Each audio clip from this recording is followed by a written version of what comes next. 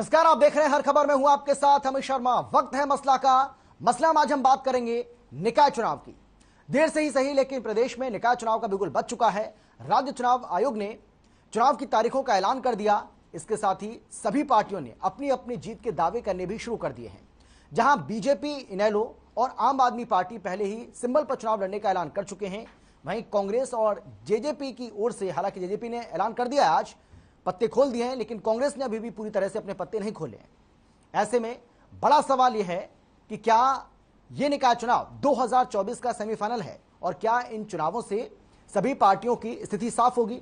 इसके साथ ही सवाल यह भी है कि क्या गठबंधन सरकार के लिए यह चुनाव अग्नि परीक्षा होगा। आज इसी को लेकर हम चर्चा करेंगे, लेकिन पहले देखिए यह रिपोर्ट।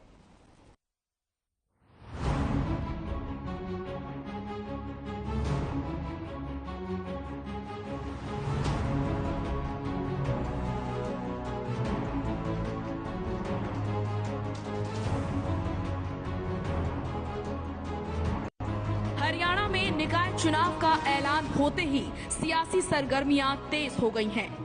सभी पार्टियों ने अपनी तैयारियों को अमली जामा पहनाना शुरू कर दिया है। नेता प्रतिपक्ष भूपेंद्र सिंह हुड्डा ने कहा कि कांग्रेस निकाय चुनावों के लिए पूरी तरह से तैयार है। साथ ही कांग्रेस का कुनबा भी लगातार बढ़ता जा रहा है, लेकिन नगर परिषद और पालिकाओं के चुनाव सिंबल पर लड़ने हैं या नहीं, इसका फैसला संगठन करेगा। जहाँ तक कॉरपोरेशन का सवाल है, कॉरपोरेशन तो हम सिंबल पे लड़ेंगे। बाकी आपका काउंसिल और म्यूनिसिपैलिटीज का अभी फैसला करेंगे। जल्दी कमेटी कॉन्स्टिट्यूट करके आपस में चर्चा करके पहले फैसला करेंगे। आया सिंबल पे लड़ना है, किस लेवल पे लड़ना है, पार्टी जल्दी फैसला करेगी। वहीं जेजेपी नेता अजय सिंह चौटाला ने कहा कि उनकी पार्टी नगर निकाय चुनाव बीजेपी के साथ मिलकर सिंबल पर लड़ेगी। चुनावों को लेकर आने वाली 25 तारीख को चंडीगढ़ में मीटिंग करेंगे। वहीं उन्होंने पंचायत चुनाव को लेकर भी साफ कर दिया कि पंचायत चुनाव में जेजेपी ब्लॉक समिति और जिला परिषद के चुनाव सिंबल पर लड़ेगी। सिंबल पे लड़ेगी। हमने 25 तारीख को इसके लिए चंडीगढ़ में मीटिंग बुलाई हुई है। सभी हमारे यूएलडीबी के जितने अध्यक्ष हैं, जो हमने ऑब्जर्वर लगाए हुए हैं, उन सबसे राय अलायंस से जब सरकार चल रही है तो अलायंस से ही लड़ रहे हैं ना सभी। जिला परिषद और ब्लॉक समिति के चुनाव हैं वो हम सिंबल पे लड़ेंगे और ग्राम पंचायत में हम कोई दखल नहीं। आपको बता दें कि प्रदेश में निकाय चुनाव का बिगुल बज चुका है। जहां बीजेपी, जेजेपी, इनेलो और आप ने पहले ही सिंबल पर चुनाव लड़ने का ऐलान कर दिया है, वहीं कांग्रेस ने अभी पूरी तरह से अपने पत्ते नहीं खोले हैं। हरियाणा राज्य चुनाव आयोग आयुक्त धनपत सिंह ने सोमवार को 46 शहरों में नगर निकाय चुनाव की घोषणा कर दी। 18 नगर परिषद और 28 नगर पालिकाओं के चुनाव होंगे। 19 जून को मतदान होगा और मतगणना 22 जून को होगी। इन चुनावों में सभी पार्टियां अपनी अपनी जीत का दम भर रही हैं। ब्यूरो रिपोर्ट, हर खबर। तो 30 मई से नॉमिनेशन शुरू होगा। निकाय चुनाव का बिगुल बज चुका है। कल ही चुनाव आयोग की ओर से इस बात का ऐलान किया गया और ये चुनावी कार्यक्रम किस तरीके से रहने वाला है, ये भी यहां पर आपको हम जानकारी दे रहे हैं।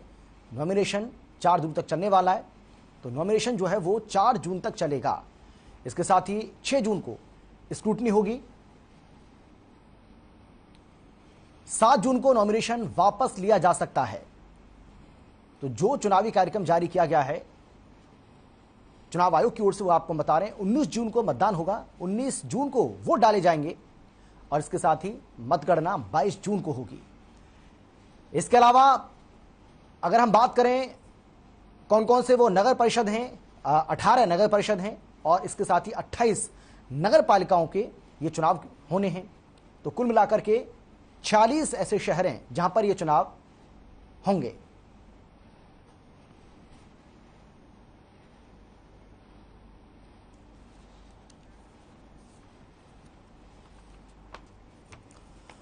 तो आज इसी को लेकर हमें चर्चा करनी है, लेकिन कौन कौन खास मेहमान हमारे साथ मौजूद है, सबसे पहले उनसे आपको हम परिचय करा देते हैं। हमारे साथ बीजेपी की तरफ से सत्यव्रत शास्त्री जी हैं, हमारे साथ कांग्रेस की ओर से केसी भाटिया जी हैं, इसके अलावा जेजेपी की ओर से हमारे साथ विवेक चौधरी जी जुड़ गए और रजवन डहीनवाल जी इनेलो पार्टी की ओर से अपना पक्ष यहां पर रखते हुए नजर आएंगे। आप सभी का बहुत बहुत स्वागत है। लेकिन सबसे पहले सत्यव्रत जी, मैं आपके पास आते हुए, कितनी तैयार दिख रही है आपकी पार्टी क्योंकि कहा यह जा रहा है कि गठबंधन सरकार के लिए ये लिटमस टेस्ट होगा, आपकी एक अग्नि परीक्षा भी है। ये मानते हैं आप ऐसा? देखिए, अग्नि परीक्षा संकट में पड़े लोगों के लिए होती है अमित जी। जी। भारतीय जनता पार्टी के पास जो कार्यकर्ता है वो मौसमी और पार्ट टाइम नहीं है। भारतीय जनता पार्टी के पास कार्यकर्ता 24 घंटा 12 मास काम करने वाला, सतत निरंतर फील्ड में जनसंपर्क के माध्यम से पार्टी और राष्ट्र समाज के लिए काम करने वाली एक टीम होती है। इसलिए अग्नि परीक्षाओं से तो हम गुजर चुके। अग्नि परीक्षा तो हमारी 1980 से लेके और अब तक 14 तक अग्नि परीक्षा ही थी। उसके अंदर तो तपने के बाद तो हम सत्ता में आए हैं। इसलिए हमारे लिए अग्नि परीक्षा नहीं, अग्नि परीक्षा तो उन लोगों के लिए जो पहली बार आ रहे हैं या पहली बार आने का एक प्रयास कर रहे हैं, जिसका धरातल पर कोई स्थान नहीं, उनके लिए कह सकते हैं। भारतीय जनता पार्टी के लिए अग्नि परीक्षा का दौर समाप्त हो गया। यह आज विश्व की सबसे बड़ी पार्टी, भारत में सर्वाधिक पसंद करने वाली पार्टी, दुनिया के अंदर सबसे महत्वपूर्ण राजनेताओं के अंदर शुमार देश का प्रधानमंत्री हमारा नेतृत्व कर रहा है। इसलिए हम सबको अग्नि परीक्षा जैसे शब्दों का प्रयोग मैं समझता हूं कि वो राजनीतिक असमझ के लोग करते हैं। बाकी जो चुनाव होता है, हम चाहे वो छोटे से छोटा हो, बड़ा से बड़ा हो, गंभीरता से, पूरी निष्ठा से, पूरी ताकत से लेते हैं और लोकतंत्र का एक खूबसूरत ये अवसर हम उसके लिए तैयारी के लिए सदा रहते हैं। इसलिए हम अपनी पार्टी के लिए अग्नि परीक्षा जैसे शब्दों का मैं समझता हूं कि प्रयोग नहीं करना चाहिए और राजनीतिक समझ के लोग जो हैं वो इस बात को समझते हैं। लेकिन फिर भी जो लोग हमें आभूषण पहनाएंगे, उस आभूषण को पहन के जनता के बीच जाएंगे और जनता का अंतिम निर्णय हम स्वीकार करते आए हैं और स्वीकार करते जाएंगे। लेकिन सत्यव्रत जी, एक स्टूडेंट भी जब अपना पेपर देने के लिए जाता है तो उसकी वो परीक्षा ही होती है, उसकी वो पहले से तैयारी करता है। कभी सफलता मिलती है, कभी असफलता मिलती है, लेकिन अब उसको ये कहना कि भाई तू पेपर देने जा रहा है, तेरी ये परीक्षा है, वो उसमें बुरा मान जाए तो ये गलत नहीं है ना? क्या आपको लगता है ये गलत है? नहीं। हाँ। उसका तो परीक्षा वो पढ़ इसीलिए रहा था ना कि परीक्षा देनी है। राजनीति में काम वही करते हैं जिसको चुनाव लड़ना होता है। राजनीति की एक सत्यता है कि चुनाव, और चुनाव की सत्यता है जीत। और इस काम को करने के लिए भारतीय जनता पार्टी का कार्यकर्ता, ठीक है, मैं कह रहा हूं कि वो पूरी तरह से समर्पित और संगठित भाव से काम करता है। वो न तो मौसमी है, न सीजनल जिसको कह सकते हैं, न part time. Bharatiya Janata party का नेता और कार्यकर्ता 24 घंटे का कार्यकर्ता है। इसलिए पढ़ाई जो करता रहता है विद्यार्थी, उसको परीक्षाओं में कभी डर नहीं होता। डर तो उनको होता है जो अचका बचकी करते हैं, बीच छोड़कर भाग जाते हैं, कभी इधर कभी उधर। इसलिए भारतीय जनता पार्टी जनसंपर्क के माध्यम से नित नए कार्यक्रम लेकर, पार्टी तो राजनीतिक पार्टी तो चुनाव को कार्यक्रम मानकर चलते हैं, लेकिन भारतीय जनता पार्टी अपने सामाजिक सरोकारों को लेकर, पार्टी के नीतियों को लेकर जनता के बीच जाने की पुरानी परंपरा है। और उस परंपरा का निर्वाह बखूबी जितनी उसके पास संख्या आती है उसका भरपूर प्रयोग करती है, चाहे नेता के रूप में, चाहे फिर कार्यकर्ता के रूप में। हमारे यहाँ कोई खाली नहीं रहता, कोई व्यस्त नहीं रहता। हर हाथ को काम, हर काम को हाथ, ये सिद्धांत पार्टी का प्रारंभ से है। इसलिए उसी को आधार मानकर सबका साथ और सबका विकास, इस आधार ध्येय वाक्य को लेकर चलने वाली भारतीय जनता पार्टी परीक्षा के ढंग से लेती है, उत्सव के ढंग से लेती है। ठीक है, केसी भाटिया जी, सत्यव्रत जी का जो कॉन्फिडेंस है वो आपको दिखाई पड़ ही रहा होगा, और उन्होंने कहा कि ना तो हमारी किसी तरह की कोई परीक्षा है, ना अग्नि परीक्षा है, ना हमारा कोई लिटमस टेस्ट है, हमारी तैयारी पूरी है और हमें पूरा यकीन है कि हम टेस्ट में पास भी होंगे। लेकिन आपकी तो तैयारी कैसी है, पहले तो आप ये बता दीजिए। और एक और मैं सवाल आपसे करना चाह रहा हूं सर, अभी तक आप यही कंफर्म नहीं कर पाए कि आपको सिंबल पर जाना है या बिना सिंबल के आप लड़ेंगे। लड़ाई लड़ेंगे तो लड़ेंगे कैसे, ये सवाल है। देखिए, बीजेपी वालों को जो है ना, हाई कोर्ट से ऑर्डर हुआ है इलेक्शन कराने के लिए, म्यूनिसिपल कॉर्पोरेशन का, पंचायतों का जी। इनको ये अंदर ही अंदर अपनी तैयारी करे बैठे थे। इनको पहले से पता था हमने इलेक्शन कब डिक्लेयर करने हैं, लेकिन हाई कोर्ट के सामने ये उस बात को डिक्लेयर नहीं कर रहे थे, बता नहीं रहे थे हम कब चुनाव कराने जा रहे हैं, और ना ही प्रदेश की जनता को बता रहे थे। एकदम से जिस दिन हाईकोर्ट ने कहा कि इलेक्शन कराने हैं, उससे पहले ये मीटिंगें करते फिर रहे हैं कि इलेक्शन की तैयारी कर लो, और दूसरे लोगों को ये कहते हैं कि दूसरी पार्टियों को बताते हैं अभी तो फैसला करना है, डेटें फिक्स करनी है हाईकोर्ट को। आपने कब पूछा, हमने कब बताया? अरे बीच में मत बोलिए, मैं आपके बीच में नहीं बोला, मेरी आदत नहीं है किसी के बीच में बोलने की। कोई बात नहीं, कोई बात नहीं, सतविंदर जी सुन लीजिए उनको। हाँ जी, हाँ बोलिए बोलिए। देखिए जहां तक हमारी तैयारी की बात है, आज ये डिस्कशन हो रही थी, एक हमारी कमेटी ये डिसाइड करेगी कि इलेक्शन हम अपने सिंबल पर लड़ेंगे कि नहीं लड़ेंगे। ये ना तो मैं बता सकता और ना ही चौधरी भूपिंदर सिंह हुड्डा हमारे वरिष्ठ नेता हैं, उन्होंने भी ये नहीं कहा कि हम ये सारे चुनाव सिंबल पर लड़ेंगे। वो कहेंगे कमेटी जो डिसाइड करेगी हम आपको बता देंगे। और जहां तक हमारे वर्कर्स की बात है, हमारे वर्कर्स का मोरल बूस्ट है आज की डेट में। हमारे पास मुद्दे बहुत हैं सरकार के खिलाफ, और ये स्थानीय मुद्दे होते हैं ज्यादातर। वो हर उस पे म्युनिसिपल कॉर्पोरेशन में, हर म्युनिसिपल कमेटी में, हर जगह ये देखा जाएगा कि वे कहाँ कौन से मुद्दे हैं। हमारे वर्कर्स जो है ना, वो जुझारू, हमारी इतनी पुरानी पार्टी है और हम हर मुद्दे पर डटकर मुकाबला करेंगे और मैक्सिमम सीटें हम जीत कर आएंगे। नहीं, लेकिन जिस तरीके से आप बता रहे हैं, जिस तरीके से आप कह रहे हैं कि बीजेपी को सब पता था, इनको सब पता था कि कब हमें चुनाव कराने, कैसे चुनाव कराने, लगातार चुनाव को अटका रहे थे, ये पहले से तैयारी कर रहे थे, तो ये तो आपको ही पता था कि चुनाव होने, आज नहीं तो कल, अब नहीं तो 2 महीने बाद चुनाव तो होने ही थे। अगर चुनाव पेंडिंग है तो चुनाव तो होंगे, तो आपने तैयारी अपनी क्यों नहीं की? मेरी बात सुनिए, सरकार को डिक्लेयर तो करना है ना कि भाई हम कब इलेक्शन कराने जा, उसकी डेटें हम थोड़ा फिक्स करेंगे। जिस दिन डेटें फिक्स करें उस दिन से हम अपनी तैयारी में जुट गए। हमें पता है कौन हमारे कैंडिडेट कहाँ मजबूत है, कौन किसके खिलाफ लड़ सकता है। तो इलेक्शन की तरह लड़ा जाएगा और हमारी पार्टी जो ना डट के इलेक्शन लड़ेगी। ठीक है विवेक जी, अजय चौटाला की ओर से बिल्कुल साफ कर दिया गया है कि हम बीजेपी के साथ मिलकर चुनाव लड़ेंगे, सिंबल पर चुनाव लड़ेंगे। लेकिन क्या यह भी तय हुआ है कि कहां से, किस क्षेत्र से कौन चुनाव लड़ेगा, बीजेपी का कैंडिडेट कहां से होगा, आपका कैंडिडेट कहां से होगा? इस तरीके से कुछ अभी कुछ कंफर्म कर पाएंगे क्या? कोई ऐसी बातचीत हुई है क्या? अमित जी, जी जैसे आपने बताया, डॉक्टर साहब ने बताने का काम किया कि किस तरह से चुनाव गठबंधन में लड़ा जाएगा या क्या।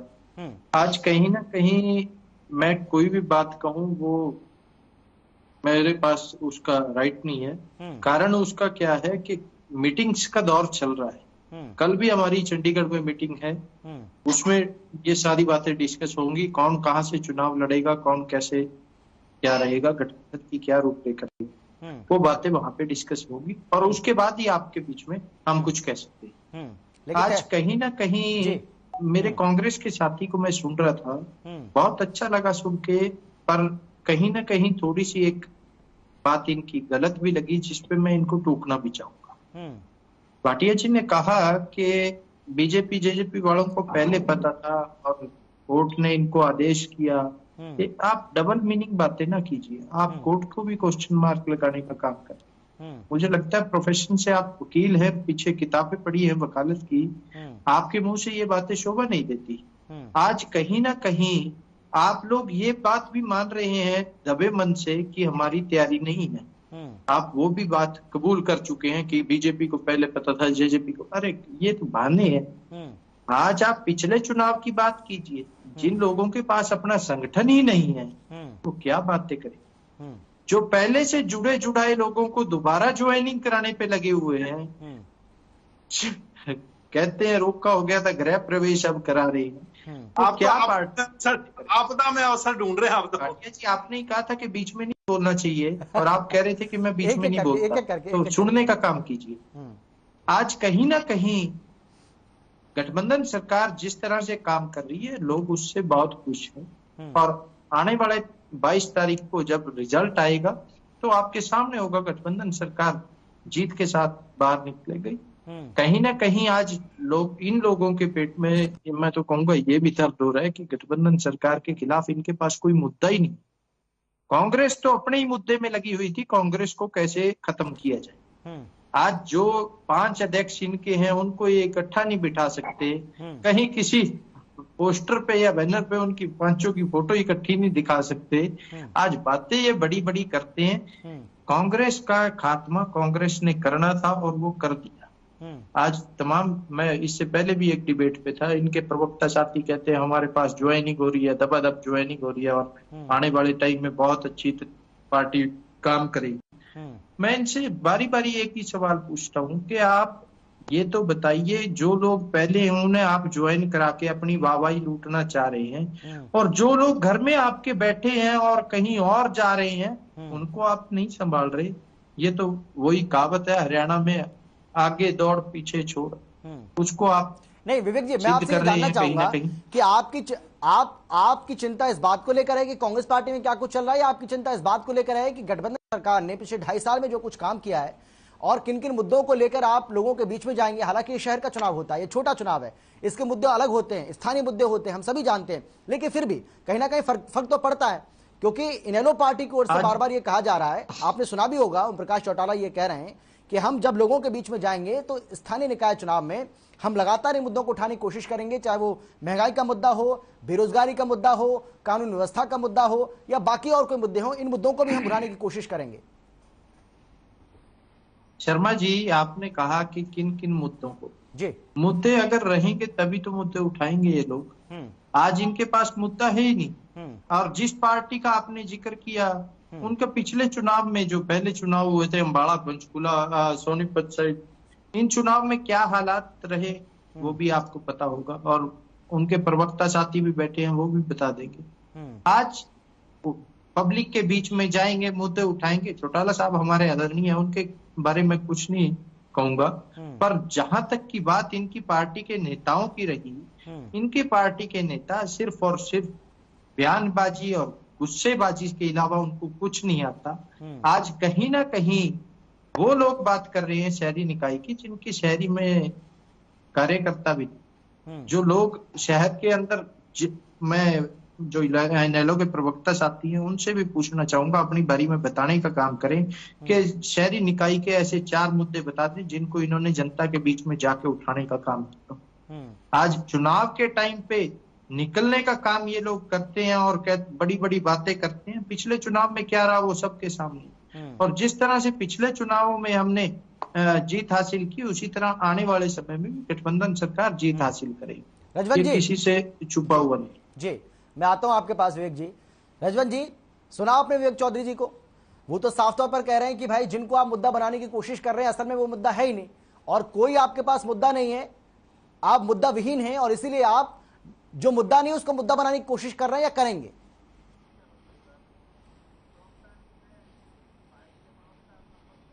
आवाज नहीं है? हाँ, आवाज नहीं आ रही रजवंत जी आपकी।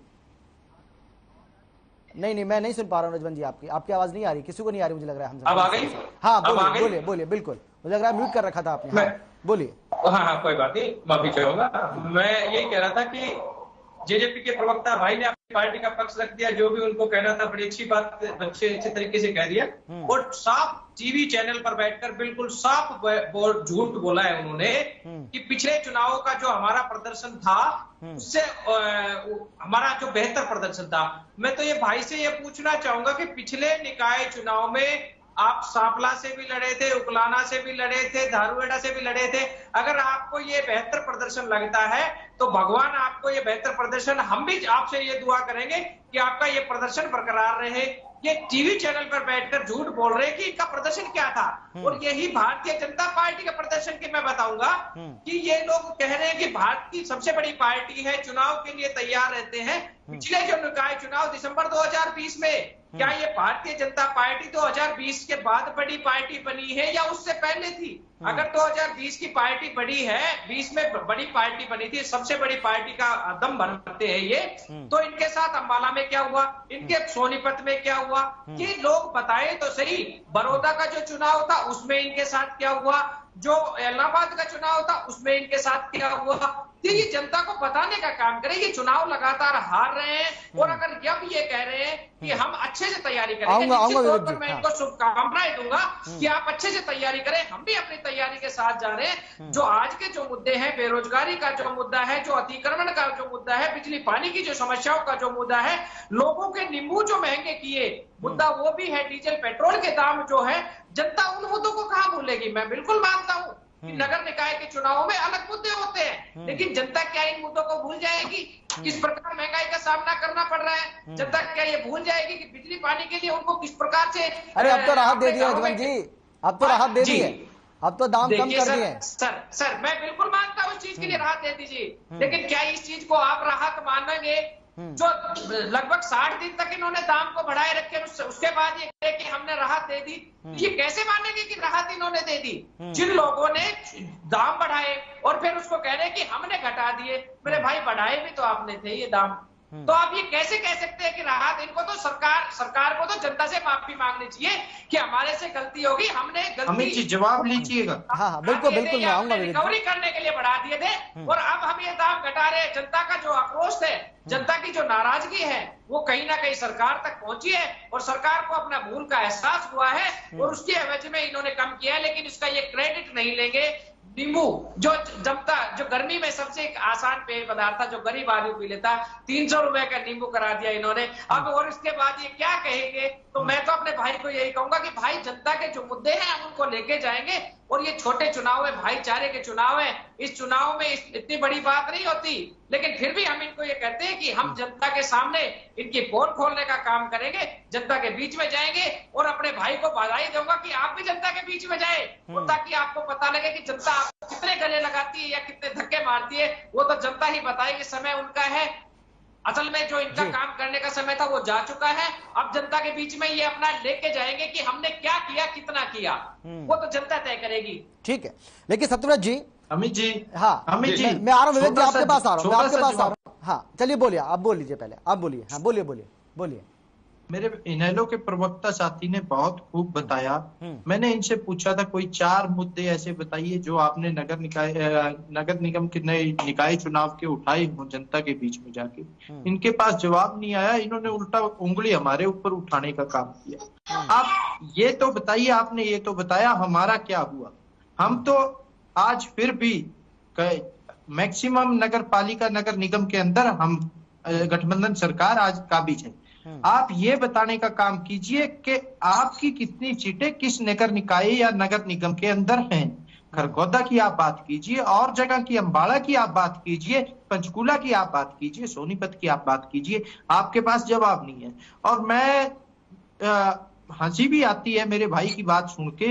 ये एमसी के चुनाव के अंदर लोगों के पास जाएंगे कि हमारा एमसी जिता दो, हम नींबू सस्ते करा देंगे, हमारा एमसी जिता दो, हम पेट्रोल डीजल सस्ते करा देंगे, हमारा एमसी जिता दो, हम आपके लिए बिजली के प्रबंध करा देंगे। अरे जनाब, जो लोकल मुद्दे हैं उनके ऊपर आइए। लोकल मुद्दों का आपको और आपके नेताओं को नहीं पता, इसी कारण है कि आप लोग एक सीमित एरिया तक रह गए।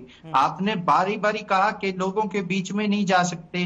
आप शायद उसी पार्टी के प्रवक्ता हैं जिनके नेता इलाहाबाद चुनाव में कहते थे कि विरोधी आए तो उनको खंबे से बांध लेना, खंबे से बांध के और इनकी टांगे बाएं तोड़ देना। आज किस तरह की छवि आपके पार्टी के नेता की है वो सबके सामने है, किसी से छुपी हुई नहीं है। आप बताने का काम कीजिए, आपने कौन से मुद्दे जनता के बीच में जाके किसी जिले में या कहीं भी आपने उठाने का काम किया हो।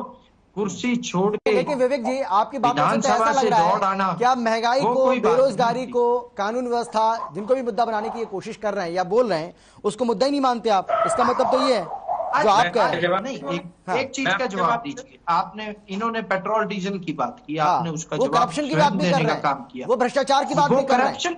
नहीं, और एक लोकल इश्यू भी है। शर्मा जी आपके ऊपर कल कोई इल्जाम लगा देंगे, इनका कोई वो नहीं है। फैक्ट्स लेके आइए।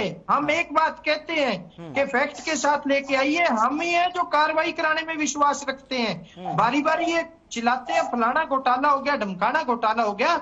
जो पुरानी प्रथाएं चली आ रही थी उनके ऊपर रोक लगाने का काम किया और कार्रवाई करने का अगर किसी ने काम किया तो वो गठबंधन सरकार ने काम किया। आज कहीं ना कहीं जो प्रथाएं इनके पुराने समय से चली आ रही थी उन प्रथाओं को रोकने का किसी ने काम किया तो वो गठबंधन ने किया। आज बेरोजगारी की अगर बात करते हैं, 75% आरक्षण लाने का अगर किसी ने काम किया तो वो गठबंधन सरकार ने काम किया। माननीय दुष्यंत चौटाला जी ने चुनावी घोषणा पत्र में आपके पास आते हुए दिलाएंगे, उसको पूरा करने का काम। आपके पास विवेक जी आ रहा हूं मैं।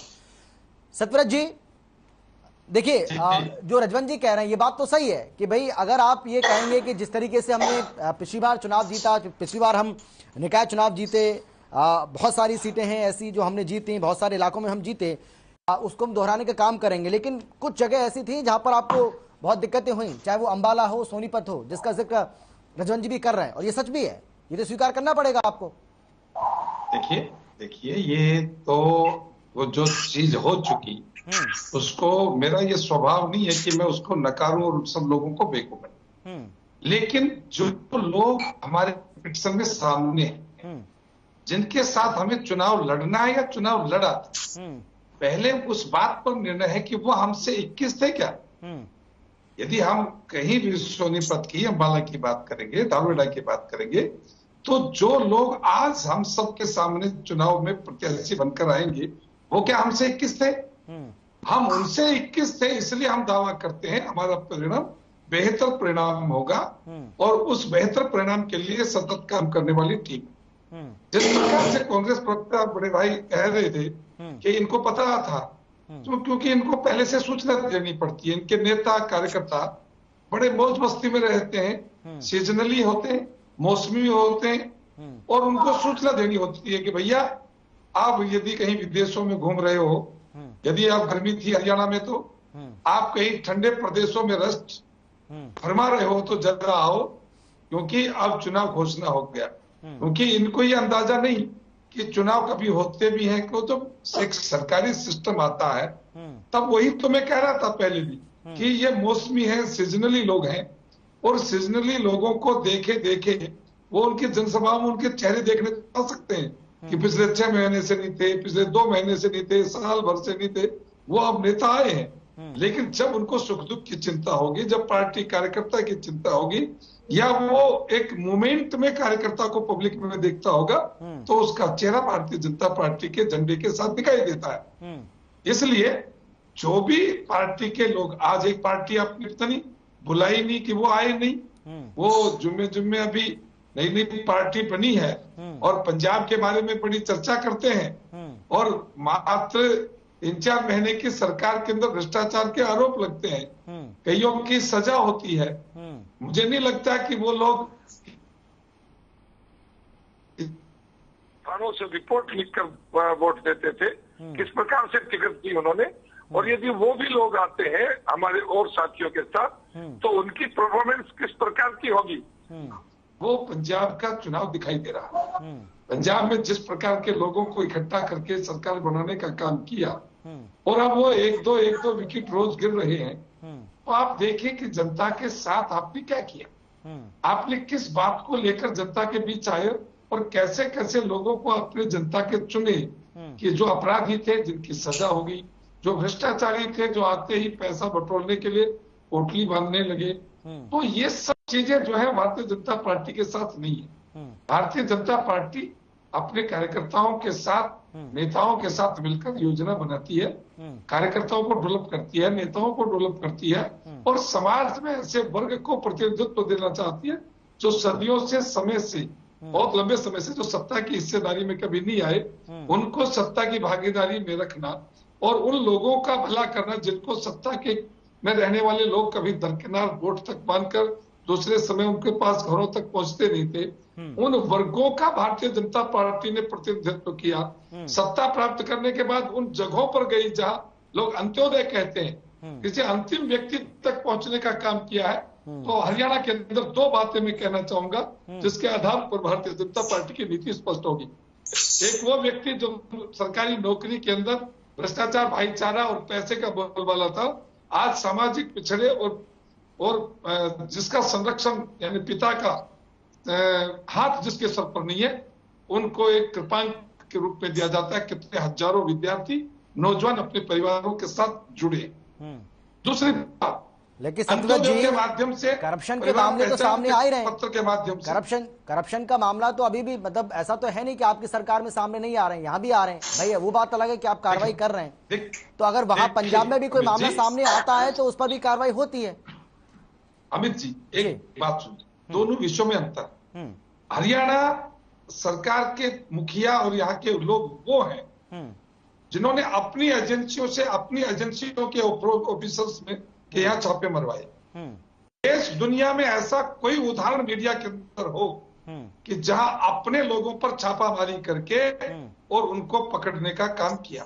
पंजाब में क्या हुआ सर? सजा देने पर पंजाब के मामले से आज अपडेट होंगे आप? पंजाब में क्या हुआ है? आप वहां के जो स्वास्थ्य मंत्री है उनको हटाया गया है आम आदमी पार्टी की सरकार की तरफ से। देखिए करप्शन के मामले में हटाया गया है। अमित जी वो भी तो यही दावा कर रहे हैं सुनिए कि भाई हमने ही मामले को पकड़ा, हम चाहते तो इसको दबा भी सकते थे, लेकिन हमने उसको उजागर किया। हमने पहले उनको पद से हटाया, उसके बाद पुलिस ने उनकी गिरफ्तारी करवाई। वो भी तो यही कह रहे हैं जो आप कह रहे हैं। अमित जी सुनिए, दो बातें।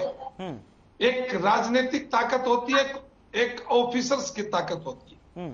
राजनीतिक ताकत आपके द्वारा खड़ी की जाती है।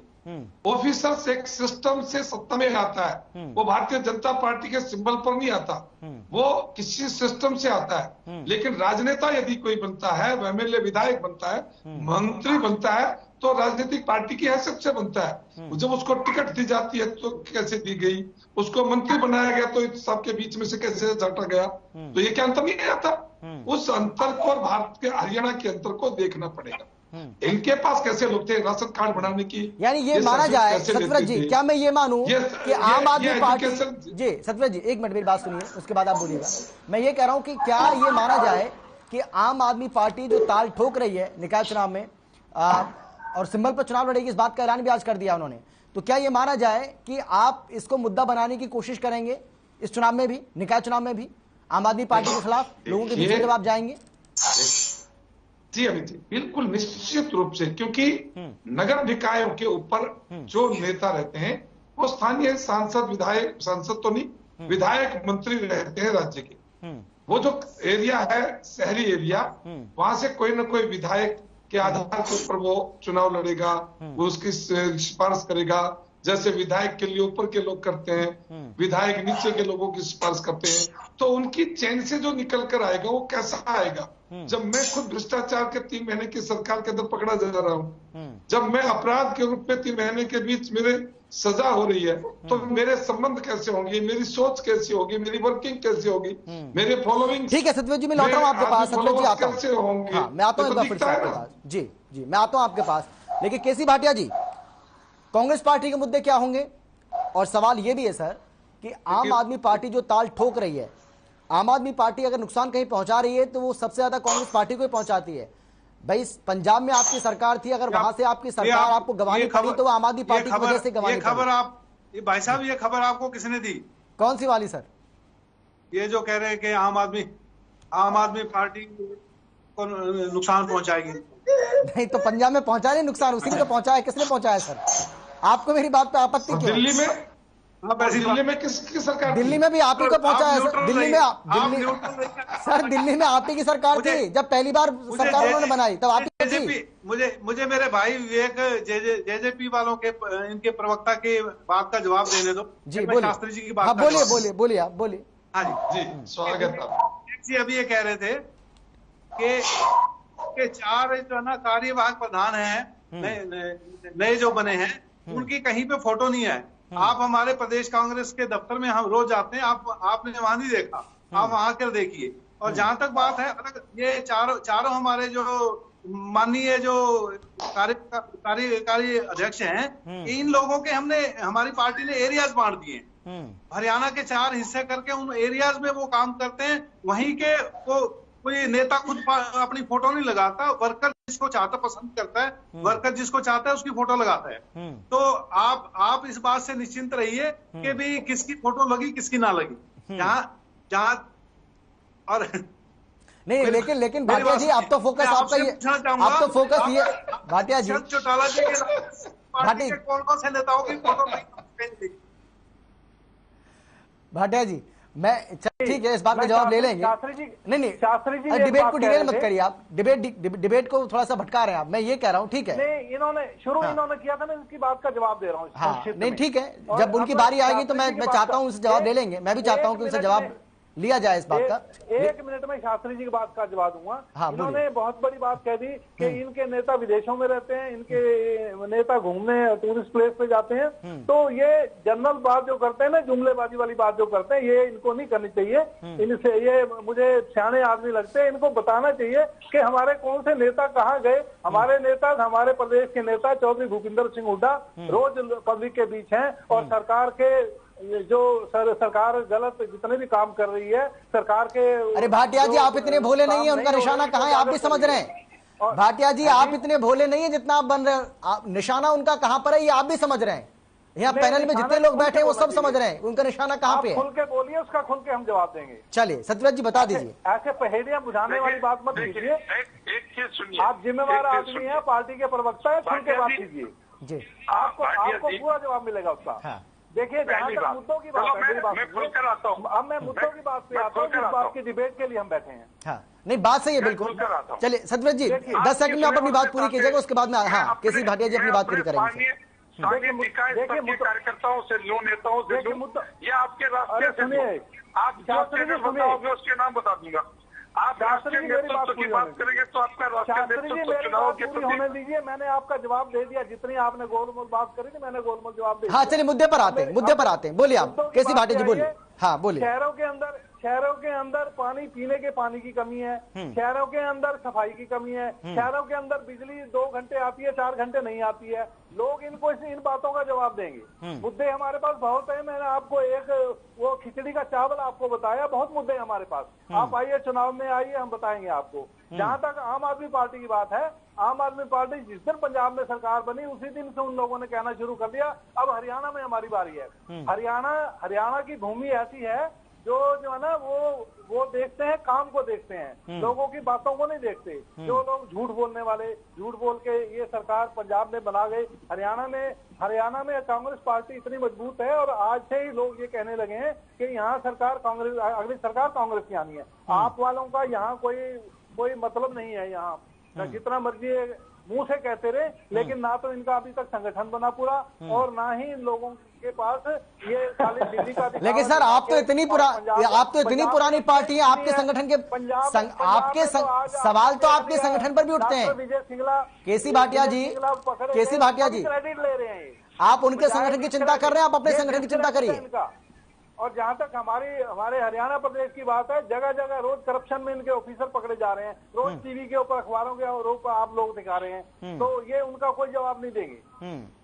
रोज इनके जो नौकरी के वो एग्जाम होते हैं उनमें रोज इनकी नकलें पकड़ी जा रही हैं, रोज पेपर कैंसिल हो रहे हैं और ये बात करते हैं उसकी कि भाई हमारी सरकार बिल्कुल ठीक चल रही है। हम बताएंगे इनको चुनाव में, आइए हमारे सामने आइए, हम बताएंगे आपको। विवेक जी बोलिए। हम पीछे भी आए थे विवेक जी, पहले भाटिया जी ने कहा। सत्यव्रत जी आ रहा हूँ मैं आपके पास। सत्यव्रत जी, विवेक जी बोलने उसके बाद मैं आपके पास लौट रहा हूँ। हाँ, भाटिया जी ने कहा कि फोटो लगती है। अरे कार्यालय में पता नहीं किस किस की फोटो लगती है और किस कार्यालय में से किस किस की उतरती है। आप सुनने का काम कीजिए भाटिया जी। आप ही ने कहा था मैं किसी के बीच में नहीं बोलता, आप बारी बारी बीच में बोलते हैं। आज कहीं ना कहीं इनको असलियत को मानना चाहिए। आज जो भी इनके उसमें हो रहा है, ये कह रहे थे आप बताइए आपकी पार्टी में क्या होता है।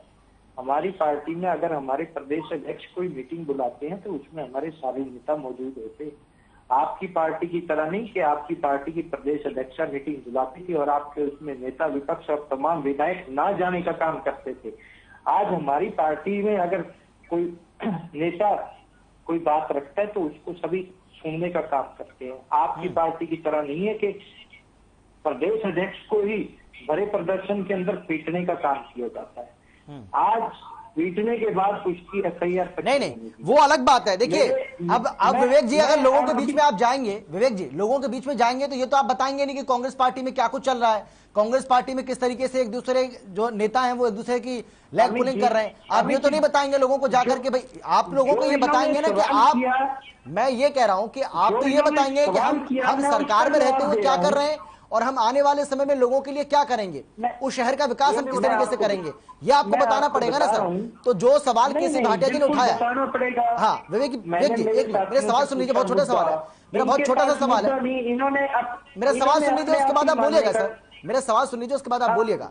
केसी भाटिया जी ने जो सवाल उठाया है, अहम सवाल है भाई। बहुत सारे ऐसी जगह हैं जहां पर पानी की किल्लत हो रही है, और गर्मी के इस मौसम में तो बहुत ज्यादा दिक्कतें हो रही है, बात सही है। बिजली के कट कैसे लगे इससे पहले हमने देखे हैं, अब तो हालांकि नॉर्मल सी है, लेकिन इससे पहले बहुत ज्यादा परेशानी लोगों को हुई है।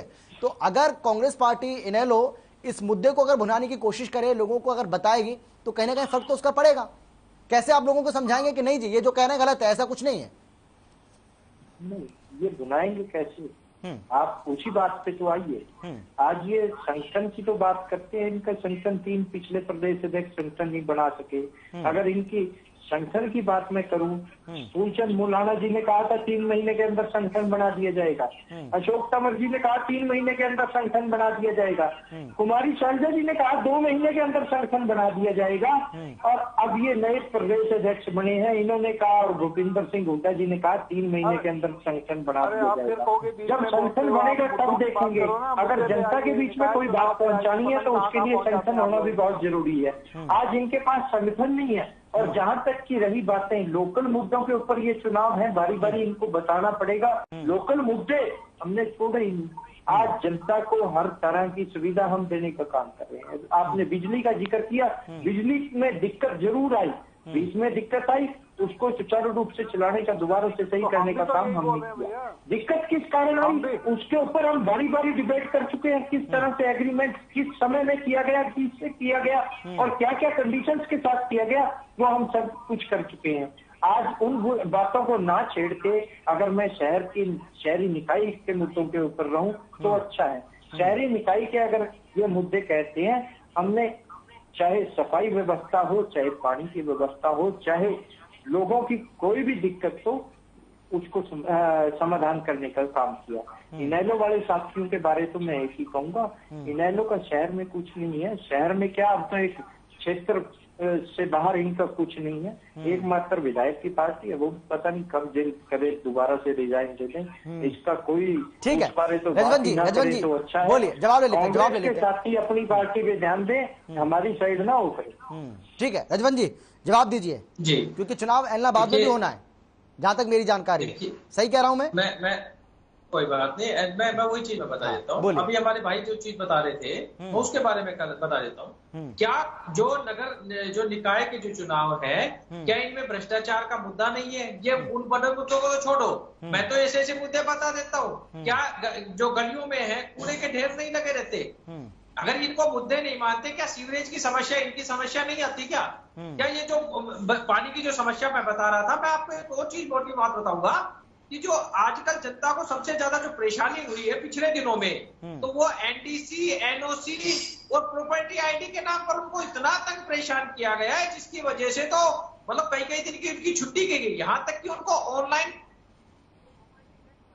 जो प्रॉपर्टी टैक्स भरने का सॉफ्टवेयर प्रोवाइड नहीं कर पा रहे थे, उससे ऑनलाइन कितनी दिक्कत आ रही थी, लंबी लाइनों में लग रहे थे वो लोग। इन सरकार में मैं तो इन्हीं भाई से यही पूछना चाह रहा हूँ कि आप मुद्दे तो क्या लेके जाओगे, आप अपनी उपलब्धि क्या बताओगे? मुद्दे तो आपके पास बहुत हो जाएंगे, पता नहीं क्या लेके चले जाओ, क्या नहीं लेके जाओगे, लेकिन आप अपनी उपलब्धि तो बताओ कम से कम कि प्रॉपर्टी आईडी, एनओसी, एनडीसी के लिए किस प्रकार से लोगों को तंग परेशान किया गया, भ्रष्टाचार में किस प्रकार से ये जो निकाय है, नगर पालिका है, नगर परिषद है, नगर निगम है, ये तो भ्रष्टाचार के एक ऐसे अड्डे बने हुए जिन पर लगाम लगाना मुख्यमंत्री तक के पास में नहीं है।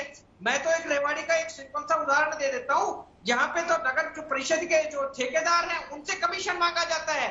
जो कमीशन जो 5%, 10% होता था, वो 19 से 25% कर दिया गया। उन्होंने खुल के इस चीज का आपके सामने रखा था। यहाँ पे ईओ एक्शन उनके ऊपर भ्रष्टाचार लगा, पैसे लेने के नाम पर, एनडीसी, एनओसी के नाम पर, भ्रष्टाचार के नाम पर मुकदमा दर्ज हुआ। उनपे ये चीज आप कैसे छुपा सकते हो इन चीजों के? आप जो कूड़ा कचरा उठाने वाले लोग, जो घर घर कचरा उठाने की जो बात कर रहे थे, आपने उन लोगों की तनख्वाह देने का काम नहीं किया। जब वो धरने पर बैठ जाते हैं और उनके साथ जब लोगों की जब कूड़े का जब ढेर लग जाता है, हमने उन लोगों के साथ जाकर उनकी समस्या समाधान करने की बात करी, लेकिन केवल और केवल आश्वासन के अलावा कुछ नहीं मिला। तो आप क्या बहाना लेकर जाओगे? कुछ तो आप ऐसी चीज बताइए कि हमने उन लोगों की समस्या का समाधान करने का काम किया है। मेरे भाई, हमारे पास तो मुद्दे बहुत है, हम तो उन लोगों के बीच चले जाएंगे, लेकिन आप कैसे जाओगे? आप अपनी बताओ। आप झूठ के दम पर नहीं जा सकते। कितनी झूठ बोलोगे उन लोगों के बीच में? ठीक है, सत्यव्रत जी बोलिए। सत्यव्रत जी बोलिए, अब आपकी बारी। देखिए, जहां तक रजवन जी जो मुद्दों की बात कहते हैं, दूसरे लोग कहते हैं कि मुद्दे क्या होंगे, हम कहते हैं उपलब्धियां क्या है। यदि उपलब्धियों का श्रेय जब जाएगा तो ये, क्योंकि ओवरऑल हरियाणा की हम बात करेंगे, इन्वेस्टमेंट की बात करेंगे, बाकी यहाँ जो है बिजनेस के लिए जो माहौल डेवलप हो रहा है, विदेशी निवेश जो हो रहा है, वो शहरों के नजदीक है। शहरीकरण के कारण से जो हम रोजगार की उपलब्धता चाहिए, उसके लिए फॉरेन इन्वेस्टमेंट जिस प्रकार से हरियाणा ने कमाल किया है, पूरे भारत में कमाल किया है। और आप आश्चर्य मानेंगे, 33,000 करोड़ के एमओयूज में केवल कोरोना के काल में हमने कर लिए, जिसका रिजल्ट आपने पिछले दिनों मारुति के इन्वेस्टमेंट के माध्यम से आप देख रहे हैं। इन सबसे ज्यादा जो रोजगार मिलेंगे वो इसी क्षेत्रों के लोगों को मिलेंगे। दूसरी चीजें, हम जिस बात को लेकर चलते हैं कि हमारे यहाँ जो एक मैनुअल सिस्टम था कि जिसकी सत्ता उसके काम, ये एक पूरे देश में, हरियाणा में कांग्रेस के इनेलो, ये जो बाकी पार्टियां, उनका एक सिस्टम था कि जिसकी सत्ता उसके काम। लेकिन हरियाणा ने शहरीकरण के कारण से जो आपने एक सिस्टम मैनेजमेंट का खड़ा किया, आप घर बैठे पोर्टल के माध्यम से अपनी समस्या रखें, आप घर बैठे इंटरनेट के माध्यम से अपनी चीजों को जान पहचान कर ले, कहाँ क्या हो रहा है इस चीज को देख ले। इस काम में पब्लिक का न केवल पैसा बचाया, समय भी बचाया। और ये जो बड़ी बड़ी लाइनों की बात आप करते हैं रजत जी, ये सुविधा देने के लिए है, ये सुविधा मांगने के लिए नहीं थी। ये चीजें ये पब्लिक को एक सुविधा देने के लिए है। उसमें कभी यदि कंप्यूटर या वहां का जो स्टाफ की कोई कमी हो जाती है एक दो जगह, तो वो है। आप हमें वो चीज बताइए जिसमें आपने रेवाड़ी की चर्चा की कि भ्रष्टाचार के द्वारा कमीशन मांगा जा रहा है। एक व्यक्ति सामने आकर ये कहता है तो उसके सामने उसके लिए प्रूफ चाहिए। कहने के लिए तो कोई भी कह देगा। हमारे लोगों ने कहा, हमारी सरकार ने उनके तथ्य मांगने के बाद कार्रवाई की। इसलिए आरोप लगाना एक बात ठीक है, शंका व्यक्त करना ठीक है, लेकिन उस शंका को आप सत्यता तक लाने के लिए उनके प्रूफ्स मीडिया के साथ मान लो, सरकार के साथ ना दें आप, लेकिन मीडिया में कोई चर्चा करे, देखो फलाना व्यक्ति ये किया। मैं कहता हूं कि दो प्रकार की व्यवस्थाएं, एक ऑफिसर्स की और एक राजनेता की। राजनेता को पार्टी डेवलप करती है, पार्टी पद देती है, उसको मंत्री बनाती है, विधायक बनाती है। उसका भ्रष्टाचार, उसका आचरण पार्टी के खाते में मैं आ रहा हूं। ऑफिसर्स और ठेकेदार यदि मिलकर कोई बात करते हैं तो ये तंत्र की खामी बनेगी। इस तंत्र की खामी को जो आप बार बार उजागर कर रहे हैं, उसको उजागर करने वाले भी हमारे ही लोग हैं। और उसके लिए आप पार्टी को दोषी नहीं, ये सिस्टम में जो शरारत खड़ी की है, जो ऑफिसर्स जिनकी मेंटेलिटी केवल समाज का काम करने की नहीं, भ्रष्टाचार करने की है, वो समय समय पर पकड़े गए हैं, कार्रवाई हुई है। केसी भाटिया जी, सुना आपने, सतरथ जी ये कह रहे हैं कि हमारी सरकार के बनने के बाद किस तरीके से काम में ट्रांसपेरेंसी आई है, करप्शन किस तरीके से खत्म हुआ है, अगर कोई मामला आता भी है तो हम उसके खिलाफ किस तरीके से कार्रवाई कर रहे हैं, ये भी आप देख रहे हैं। और इसीलिए कांग्रेस पार्टी मुद्दा उठाएगी तो उठाएगी कैसे, ये भी एक अपने आप में एक बहुत बड़ा सवाल हो जाता है। देखिए, हमारा काम तो इनके नेता खुद आसान कर रहे हैं। अरविंद शर्मा जी इनके जो मेंबर पार्लियामेंट है रोहतक से, उनका 2 दिन से फेसबुक पे आप देखो चल रहा है कि वो सरकार के ऊपर करप्शन के वो कर रहे हैं, इनके अधिकारियों के ऊपर करप्शन के एलिगेशन लगा रहे हैं और शरेआम लगा रहे हैं। आप अरविंद शर्मा जी के बयान में भ्रष्टाचार का आरोप बताइए, अब क्या था? अरे आप ध्यान से सुनिए, आपने सुना नहीं, हमने सुना है, बार बार सुना है। सुनाने के लिए पूछ रहा हूँ। आप ऐसे वो कांग्रेस पार्टी के खिलाफ नहीं बोल रहे, वो अपनी सरकार के खिलाफ बोल रहे हैं, वो अपनी पार्टी के लोगों के खिलाफ, अपनी सरकार के खिलाफ बोल रहे हैं। इधर उधर की बात हमारे खिलाफ नहीं बोल रहे। भाटिया जी, आप बताइए, अरविंद शर्मा के बयान में किस भ्रष्टाचार की चर्चा है, बोलिए। ये आप उनसे पूछिए ना, जो चिल्ला के बोल रहे हैं। मैं तो पूछ लिया। अरे आपके चिल्ला के बोल रहे हैं भ्रष्टाचार के बारे में, आप उनसे पूछिए, मुझे क्या पूछते हो? लेकिन आपने कहा उसका उत्तर तो आप देंगे ना। आपने कहा उन्होंने भ्रष्टाचार का आरोप लगाया, आप बताइए कौन सा भ्रष्टाचार का आरोप लगाया? अरविंद शर्मा जी मुख्यमंत्री जी को बता रहे हैं, आप भी पूछ लीजिए उनसे। आप पार्टी के प्रवक्ता हैं, आप भी पूछिए मामला क्या है। हो सकता है अरविंद शर्मा जी की फेसबुक किसी सोशल मीडिया पे ना हो, लेकिन हर खबर हरियाणा का चैनल जितना विस्तृत, जितना व्यापक आधार रखता है, उसके श्रोता आपकी बात को सुनना चाहते हैं। आप बोलिए, अरविंद शर्मा जी के उस बयान में किस भ्रष्टाचार का रिपीट तो कर दो एक बार। अब बारी मेरी बोलने की है कि आपकी बारी है बोलने की? मुझे आप डिसाइड करके बताओगे? प्रश्न मेरा है, जवाब में समय नहीं मिलेगा। नहीं, जवाब जब आपकी बारी है कि आपने अपनी बारी में बोला। चलिए जवाब ले लेते हैं सत्यव्रत जी, जवाब ले लेते हैं। वैसे समय ज्यादा बचा नहीं है, मुझे सबके पास जाना है जल्दी से। हाँ जी, आप अरविंद शर्मा जी से आपको नहीं पता, आप उनसे पूछ लीजिए जाके, आप प्रवक्ता हो, कल को आपको फिर बताना पड़ेगा किसी को। वो क्यों कह रहे हैं ये वो बताएंगे या आप बताएंगे? ये कब बताना हमारा काम थोड़ा है। चलिए ठीक है, विवेक जी बोलिए, विवेक जी बोलिए जल्दी से, 10 सेकंड का वक्त है आपके पास।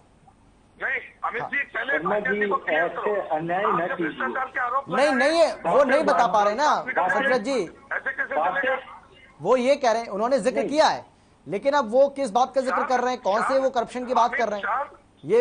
अमित जी मैं सुन रहा हूँ उनको, उन्होंने कहा कि उन्होंने सरकार पर भ्रष्टाचार का आरोप लगाया, तो आप रिपीट करो ना। चलिए ठीक है, विवेक जी बोलिए। अमित जी, आज कहीं ना कहीं बातें बहुत सी कही गई।